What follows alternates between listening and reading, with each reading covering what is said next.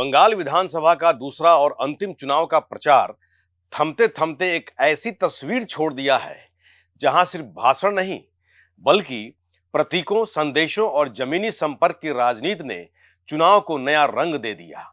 पश्चिम बंगाल चुनाव 2026 में टीएमसी नेता तन्मय घोष ने बड़ा दावा किया। उन्होंने कहा कि 4 मई को 11 बजे के बाद कोई बाहरी नहीं दिखेगा। वहीं केंद्रीय गृह मंत्री अमित शाह ने कहा, बंगाल में विधानसभा चुनाव के बाद कम से कम 60 और दिन तक केंद्रीय सुरक्षा बल तैनात रहेंगे। उन्होंने मतदाताओं से चुनाव के दूसरे और अंतिम चरण में दीदी के गुंडों से डरे बिना बेखौफ होकर मतदान करने की अपील की। पश्चिम बंगाल की सियासत इस वक्त उबाल पर है।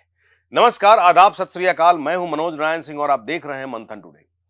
बंगाल विधानसभा चुनाव प्रचार में रैलियों की गर्मी के साथ प्रतीकों, संदेशों और जमीनी संपर्क की राजनीति का अनूठा संगम देखने को मिला। 1.5 महीने चले इस अभियान में रैलियों की गर्मी के साथ भावनाओं और प्रतीकों की सियासत भी बराबरी से चली। इस दौरान जनसंपर्क के विविध रूपों का अनूठा संगम भी देखने को मिला। चुनाव अभियान के दौरान राष्ट्रीय और क्षेत्रीय दलों के शीर्ष नेताओं ने 294 सीटों पर पूरी ताकत झोंक दी। रैलियां, रोड शो, पदयात्राएं और घर घर संपर्क के माध्यम से वोटर्स तक पहुंचने की कोशिश हुई। प्रधानमंत्री नरेंद्र मोदी, केंद्रीय गृह मंत्री अमित शाह, रक्षा मंत्री राजनाथ सिंह, बीजेपी अध्यक्ष नितिन नवीन समेत बीजेपी के शीर्ष नेतृत्व ने लगातार जनसभाएं और रोड शो के जरिए माहौल को अपने पक्ष में बनाने का प्रयास किया।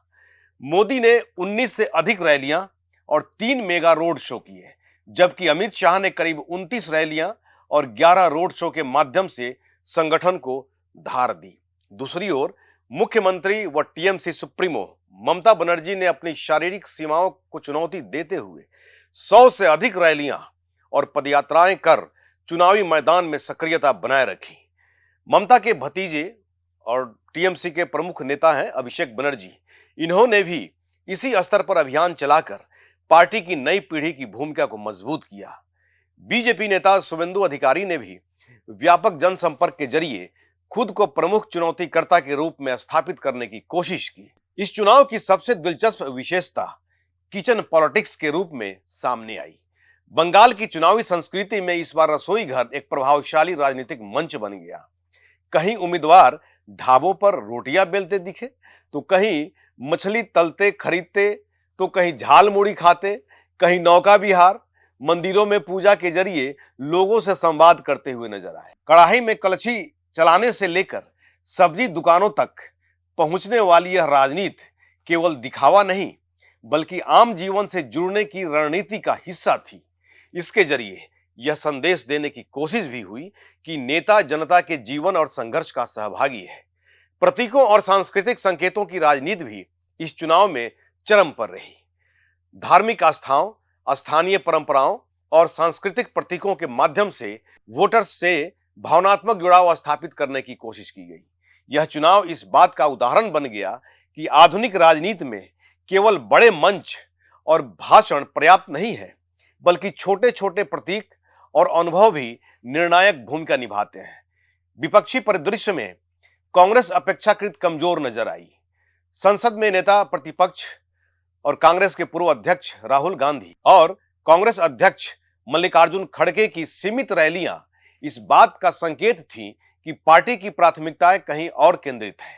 इसके विपरीत ममता बनर्जी के समर्थन में क्षेत्रीय नेताओं हेमंत सोरेन, तेजस्वी यादव और अरविंद केजरीवाल की सक्रियता ने चुनाव को राष्ट्रीय राजनीति विमर्श से जोड़ने का प्रयास किया। वाम दलों ने भी अपनी पारंपरिक वैचारिक उपस्थिति बनाए रखी, लेकिन मुख्य मुकाबला सत्तारूढ़ दल टीएमसी और प्रमुख विपक्ष दल बीजेपी के बीच ही केंद्रित प्रतीत हो रहा है, जैसी कि चर्चा है। समग्र रूप से बंगाल का यह चुनाव बदलती राजनीतिक भाषा का प्रतीक बनकर उभरा है, जहां रैलियों की भीड़ के साथ साथ रसोई, सड़क और सांस्कृतिक प्रतीकों ने भी लोकतंत्र के रंगों को और गहरा कर दिया। ऐसे ही खबर देखने के लिए देखते रहिए मंथन टुडे। हमारे चैनल को लाइक करिए, सब्सक्राइब करिए और अधिक से अधिक लोगों तक शेयर करिए। बहुत बहुत शुक्रिया।